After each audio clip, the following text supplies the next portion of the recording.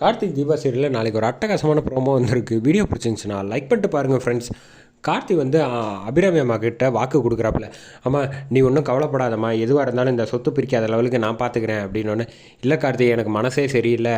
எனக்கு என்னமோ வந்து இந்த ஆனந்துக்கு வந்து சொத்து பிரித்து கொடுக்கலன்னா அவன் வந்து மேற்கொண்டு என்னை கஷ்டப்படுத்த தான் போகிறான். அதனால் எதுவாக இருந்தாலும் நீ தான் பார்த்துக்கணும் அப்படின்னு சொல்லிடுறாங்க. சரிம்மா, வா கிளம்பி போகலாம் வீட்டுக்கு அப்படின்னு சொன்னோன்னா அழைச்சிட்டு வராங்க. அழைச்சிட்டு வந்தோடனே வந்து வாசலில் நிற்க வச்சோடனே கார்த்தி ஃபோன் பண்ணி ஏற்கனவே எல்லா விஷயமும் தீபா கிட்ட சொல்லியிருந்ததுனால தீபா வந்து ஆரத்தி எடுக்கிறாங்க நம்ம அபிராமி அம்மாவுக்கு. அபிராமி அம்மா வந்து முகம் பூரா வந்து சந்தோஷம். தன்னோட மருமக வந்து தீபாவை ஃபுல்லாக ஏற்றுக்கிட்டது அவங்க ஃபேஸ்லேயே நல்லா தெரிஞ்சிச்சுன்னே சொல்லலாம்.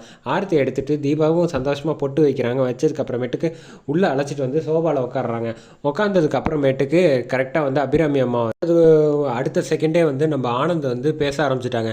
அம்மா எனக்கு எப்போம்மா சொத்து பிரித்து கொடுக்க போகிறீங்க, அதுக்காக தான் நானும் ரொம்ப நாளாக வெயிட் பண்ணிக்கிட்டு இருக்கேன் அப்படின்னோடனே, நான் நாளைக்கு லாயரை வர சொல்லிடுறேன் அப்படின்னு எல்லோரும் முன்னாடியும் பேசினோடனே கொஞ்சம் கூட மனசாட்சியே இல்லாமல் இருக்கானு. ஏன்னா அங்கே அந்த இடத்துல வந்து அருணாச்சலம் வந்து ஏன் இப்படி அவசரப்படுறாடா, அம்மா கொஞ்ச நாள் கழித்து பண்ணிக்கலாம்ல அப்படின்னோன்னு, அதெல்லாம் முடியாது அப்படின்னோன்னு, அது ஒன்றும் தேவை கிடையாதுன்னு அபிராமி அம்மா வந்து வேறு ஒரு முடிவு எடுத்திருக்காங்கன்னே சொல்லலாம் போல். அப்போ தான் அவங்க ஒரு ட்விஸ்ட் வச்சாங்க. நீ ஒன்றும் வக்கீல்லாம் யாரையும் அழைச்சிட்டு வர தேவையில்லப்பா, நானே வர சொல்லியிருக்கேன், வருவாங்க நாளை காலையில், எதுவாக இருந்தாலும் நீ வந்து அவர்கிட்டயே வந்து பேசிக்கன்னு ஆனந்தை வந்து ஒரு போடா போட்டு விட்டுறாங்க.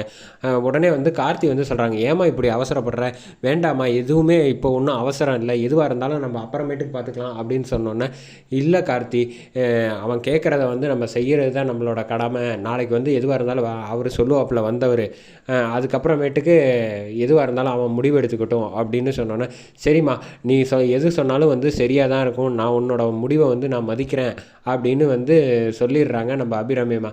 அதுக்கப்புறமேட்டுக்கு கார்த்தி வந்து தீபாவை அழைச்சிட்டு ரூமுக்கு கிட்ட போனதுக்கப்புறமேட்டுக்கு பேச ஆரம்பிக்கிறாங்க. இப்போ தாங்க எனக்கு மனசு நிம்மதியாக இருக்குது அப்படின்னு தீபா வந்து சொல்கிறாங்க.